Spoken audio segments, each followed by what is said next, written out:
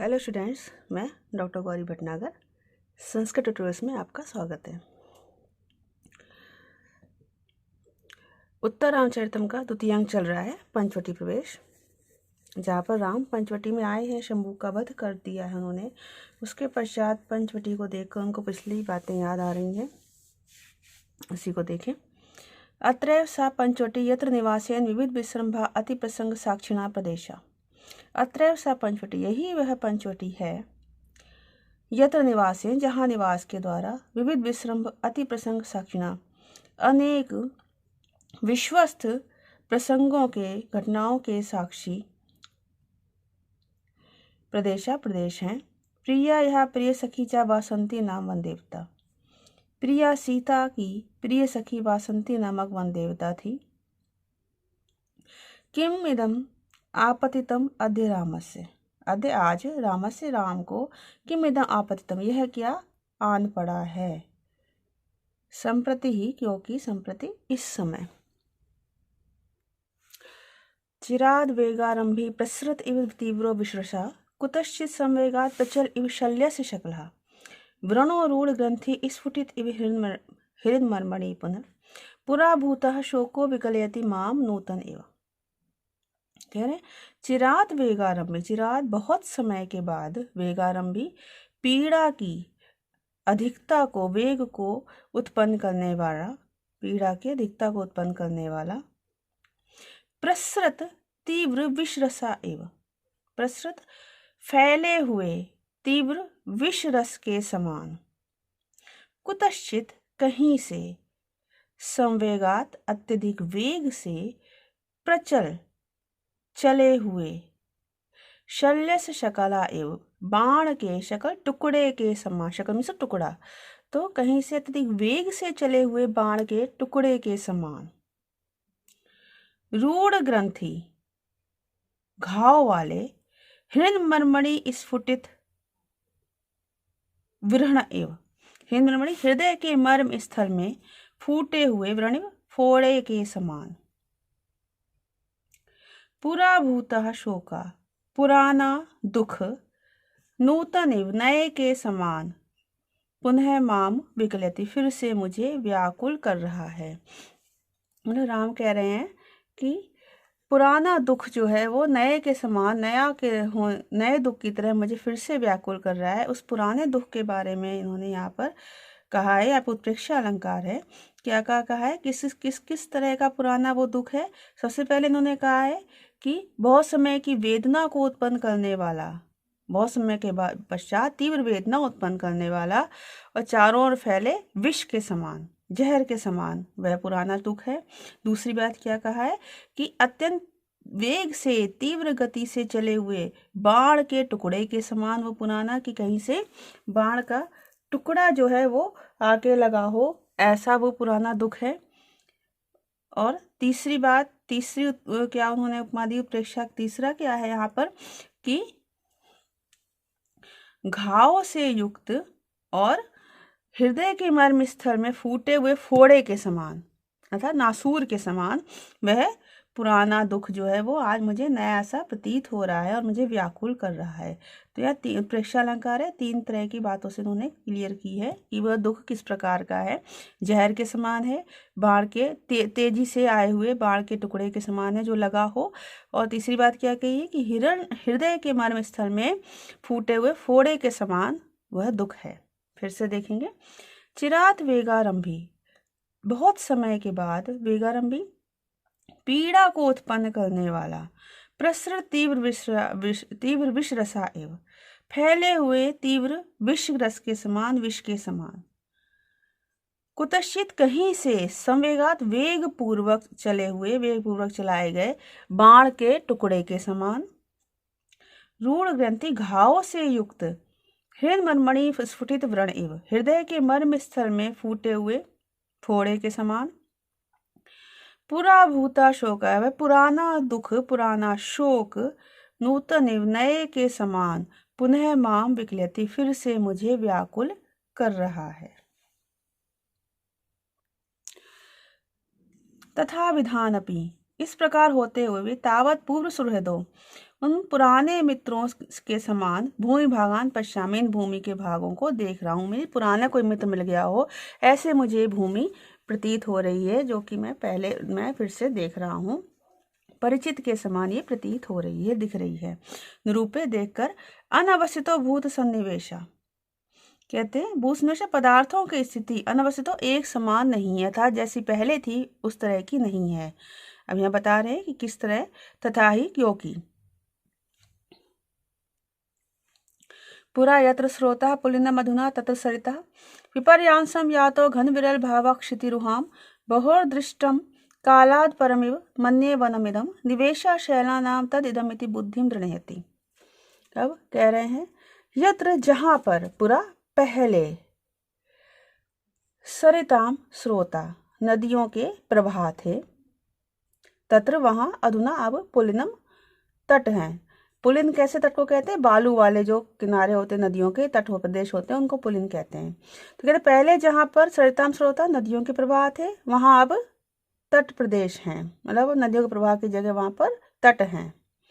दूसरी बात क्या कहा है इन्होंने कि क्षितिरुहाम, वृक्षों की, घन विरल भावा विपर्यांसम याता, वृक्षों का घन भाव और विरल भाव, घन भाव मीन्स सघनता, विरल भाव मीन्स जहां पर दूर दूर पेड़ हों, तो वृक्षों का घन भाव और विरल भाव भी विपर्यांसम या तो बदल गया है, अर्थात जहाँ पर सघन वन प्रदेश थे, सघन वन वृक्ष थे, वहां पर अब वृक्ष थोड़े रह गए हैं, और जहाँ पे थोड़े वृक्ष दिखाई देते थे, कम वृक्ष थे, वहां पर अब सघनता हो गई है, मीन्स वृक्ष बहुत अधिक हो गए हैं।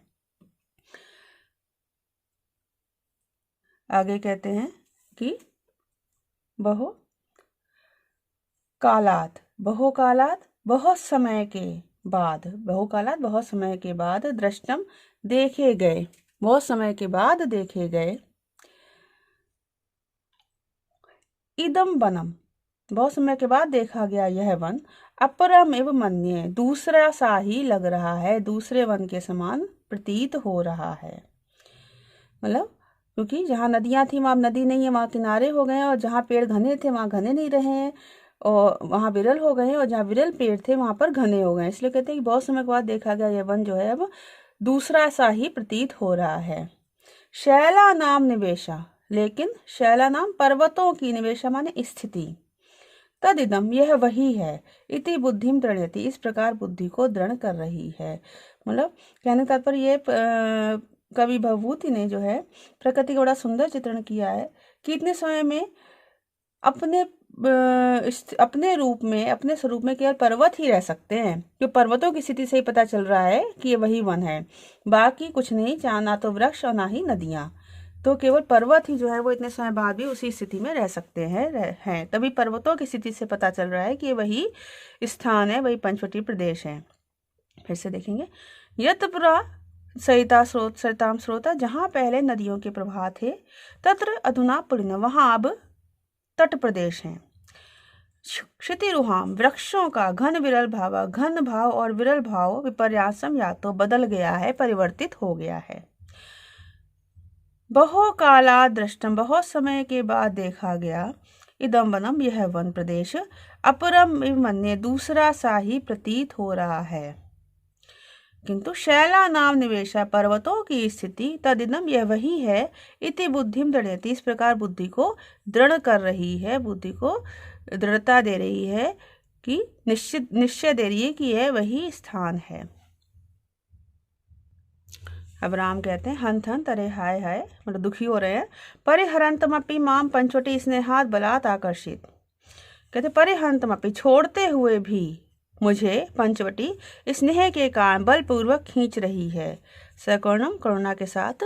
कहते हैं यस्याम ते दिवसा तया स मया नीता यथा स्वगृहे यस संबंधी कथा विरेव सततम दीर्घाभि आस्थियत एकः संप्रति नाशित प्रियतमः तामेव रामः कथम पापः पंचवटीं विलोकयति वा गच्छतु संभावे वा। कह रहे हैं यस्याम मया तया सह, यस्याम जिसमें अर्थात जिस पंचवटी में, मया मेरे द्वारा, तया से उस सीता के साथ, ते दिवसा उन दिनों को, स्वे गृहे यथा नीता अपने घर की तरह नीता व्यतीत किया गया था।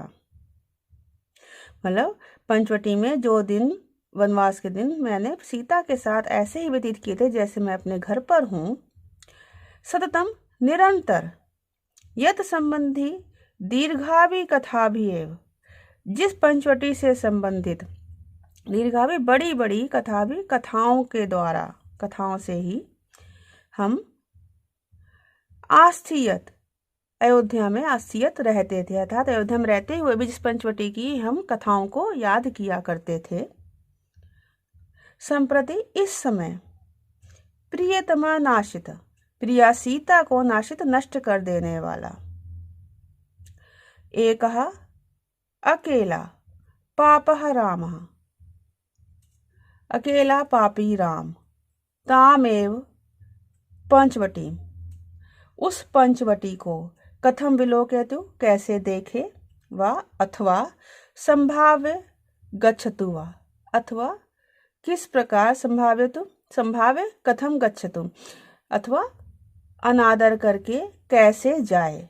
मतलब राम सोच रहे हैं, राम दुखी हैं कि जहाँ पर सीता के साथ उन दिनों को बिताया था और लगातार जिससे समय कथाओं को अयोध्या में रहते हुए भी स्मरण किया करते थे, अब प्रिया सीता को मैंने छोड़ दिया, तो प्रिया सीता को नष्ट करने वाला मैं पापी राम हूँ, तो अब मैं अकेला पापी राम उस पंचवटी को किस प्रकार तो देखें, क्योंकि देखने से क्या है, उनको सीता का स्मरण हो रहा है, वो सब बातें याद आ रही हैं। फिर वो आगे कहते हैं, अथवा उसको अनादर करके कैसे यहाँ से जाए, अथा जहाँ पे इतना समय व्यतीत किया है उस पंचवटी प्रदेश की का अनादर करके भी मैं यहाँ से नहीं जा सकता, उससे देखे बिना, वहाँ पर उसको स्मरण किए बिना भी नहीं जा सकता। राम का यहाँ पर बड़ा स्थिति बताइए कि वो राम जो है बड़े ही कश्मकश में है कि मैं यहाँ पर कैसे तो रुकूं और कैसे तो यहाँ से जाऊं। फिर से देखें, यस्याम मया तया सह, इस पंचवटी मेरे द्वारा उस सीता के साथ, ते दिवसा उन वनवास के दिनों को, स्वयं गृह यथा नीता अपने घर के समान व्यतीत किया गया था। सततम लगातार यथ संबंधी जिससे संबंधित, जिस पंचवटी संबंधित, दीर्घा भी कथा भी बड़ी बड़ी कथाओं से, कथाओं के द्वारा आस्थियत अयोध्या में निवास करते थे। संप्रति इस समय नाशित प्रियतमा प्रिया सीता को नष्ट कर देने वाला, एकः पापः रामा अकेला पापी राम, तामेव उस पंचवटी को, कथम विलोकयति वह कैसे तो देखे, मतलब कैसे देखे, अथवा गच्छतु संभाव्य, अथवा कैसे अनादर करके चला जाए। तब तक प्रवेश करके शंभू आता है, जिसको कि राम ने कहा था कि तुम वहां पर जाओ देवलोक में, वैराज नामक तेजस्वी लोक में। जयदेव महाराज की जय हो।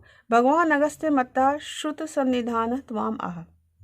शंभुक जब भगवान अगस्त्य के पास गया था उनसे आज्ञा लेने, वहां से वापस आया है, कहता भगवान अगस्त्य ने मत्ता मुझसे श्रुत सन्निधान त्वाम, आपके सन्निधान में समीपता को, आपके यहाँ होने को सुनकर कहा है। परिकल्पित आवरण मंगला प्रतीक्षते वत्सला लोपा मुद्रा, वत्सला लोपा मुद्रा आवरण मंगला मांगलिक वस्तुओं को परिकल्पित तैयार करके प्रतीक्षते प्रतीक्षा कर रही है। सर्वे च महर्षि, और सभी महर्षिगण भी, वो भी प्रतीक्षा कर रहे हैं। तदेहि तो आए, संभावे अस्मान हमें कृतार्थ करें। अथ इसके पश्चात प्रजविना पुष्पकेण ते अत्यधिक तेज वेग वाले पुष्प विमान के द्वारा स्वदेशम उपगत्य अपने देश में जाकर पहुंचकर अश्वमेध सज्जो भव, अश्वमेध यज्ञ को करने में लग जाएं, अश्वमेध यज्ञ के लिए तत्पर हो जाएं। राम कहते हैं यथागपति भगवान जैसी आज्ञा दे। शंभुक इति तो देव महाराज इधर से आए। राम पुष्पक प्रवर्तन, पुष्पक भगवान को आवाज देते बुलाते हैं, भगवती पंचवटी, हे भगवती पंचवटी, गुरुजन आदेशो उपरोध क्षण क्षम्यताम अतिक्रमो रामस्य। गुरुजनों के आदेश के अनुरोध से तक्षण इस समय, इस क्षणिक अतिक्रमण को, राम के क्षणिक अतिक्रमण को क्षमा करें, अर्थात यहाँ पर ना रुकने की बात के लिए आप मुझे क्षमा करें। शंभु कहता है देव पश्य, हे देव देखे, गुंजत कुंज कुटीर कौशिक घटा घुतकार वत कीचक, स्तंभ आडंबर मूक मौकुली कुल्हा क्रौंच अभिधो अयम गिरिहि, एतस्मिन् प्रचलाकिना प्रचलाम उद्वेजितः कूजितः उद्वेलन्ति पुराण रोहिण तरु स्कंधेषु कुंभीनसा। गुंजत कुंज कुटीर, गुंजत गूंजते हुए कुंज कुटीर, कुंज कुटीरों में, कुंज कुटीरों में, कुंजों से युक्त इन कुटीरों में, कौशिक घटा घुतकारवत, उल्लुओं के, घटा घुतकार घू घू शब्दों से, घुतकार के शब्दों से युक्त, कीचकों के, कीचक के बांस होते हैं जो अंदर से पोले होते हैं, जिनसे कि बांसुरी बनाई जाती है, जिनमें से जब हवा पास होती है तो वो तरह तरह के शब्द, तरह तरह शब्द क्यों कहती है, ये निकालती है क्योंकि कोई बांस मोटा होता है, कोई पतला होता है, कोई छोटा होता है, कोई लंबा होता है। जब उनमें से हवा पास होती है और गांठों वाले बांस होते हैं, तो उनमें जब हवा पास होती है तो तरह तरह की शब्द उसमें से ध्वनि निकलती है। तो वही कहा है, गूंजते हुए कुंज कुटीरों में, उल्लुओं की घुटकार युक्त घू घू शब्दों से युक्त, कीचकों के पोले बांसों के स्तंभ आडंबर, गांठों में, गांठों के आडंबर शब्दों से, मीन्स उनकी जो गांठें हैं, कांड हैं, उनके शब्दों से, मूक हुए, चुप हुए, मौकली कुला, कौओं के झुंड वाला। क्रौंच अभिधा अयम गिरी, क्रौंच नामक यह पर्वत है। क्रौंच पर्वत के बारे में बता रहे हैं, कैसा क्रौंच पर्वत है, जहाँ कर बांस हैं, पोले बांस खड़े हुए हैं, उनमें जब हवा निकलती है वो हवा कैसी है, जहाँ पर उल्लू हैं, उल्लू कौन है, क्योंकि कुंज है वहाँ पर, जिनमें बहुत घने कुंज हैं, वहाँ पे अंधेरा भी है, तो वहाँ उल्लू बैठे हुए हैं, तो उनकी जो ध्वनि से युक्त हवा जब बांसों में से पार होती है तो उनकी ध्वनि से कौवे जो हैं वो इस शब्दों को, इस आवाज़ को सुनकर चुप हो जाते हैं। ऐसा वह क्रौंच नामक पर्वत है। उसके आगे देखें, एतस्मिन प्रचलताम, यहाँ पर अर्थात इस पर्वत पर, प्रचलताम चलते हुए, प्रचलाकी नाम मोरों के, प्रचलाक कहते हैं जिनकी कलगी हो, शिखंडी हो, कलगी हो, शिखंड हो, तो शिखंड कलगी किसका होता है, मोर का, तो प्रचलाकी मोर को कहा है। तो इस पर्वत पर चलते हुए मोरों के, प्रचलाकी नाम मोरों के कूजिते शब्दों से, उद्वेजिता डरे हुए, कुंभीनसा सांप, पुराण रोहिण तरु स्कंदेशु, प्राचीन रोहिण चंदन के पेड़ों के, चंदन वृक्षों के स्कंदेशु तनों पर, उद्वेलंती इधर उधर, उद्वेलंती इधर उधर चल रहे हैं, अर्थात मोरों से डरकर वो इधर से उधर चल रहे हैं, किस पर, चंदन के तनों पर, चंदन के पेड़ों के तनों पर वो सांप जो है वो जो है इधर से उधर चल रहे हैं, रेंग रहे हैं। फिर से एक बार देखेंगे, मतलब क्या है, क्रौंच पर्वत पर क्या है, बांस हैं और वहां पर चंदन के पेड़ हैं।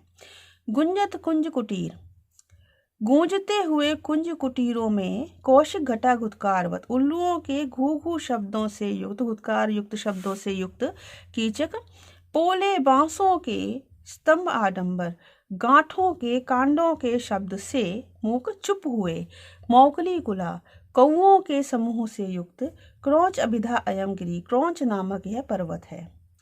ए तस्मिन, इस पर्वत पर, प्रचलताम चलते हुए, प्रचलाकिना मोरों के कूजते शब्दों से, इस पर विवरण करते, घूमते विचरण करते हुए मोरों के शब्दों से, उद्वेता डरे हुए, कुमनसा सांप, पुराण रोहिणी तरु स्कंदेशु, प्राचीन चंदन के पेड़ों वाले चंदन वृक्षों के तनों पर, उद्वेलनते इधर उधर चल रहे हैं, इधर उधर क्यों रेंग रहे हैं, कि एक स्थान पर नहीं चल रहे हैं जिससे मोर उनको पकड़ ना सके, क्यों, क्योंकि सांप जो है मोर का भोजन है।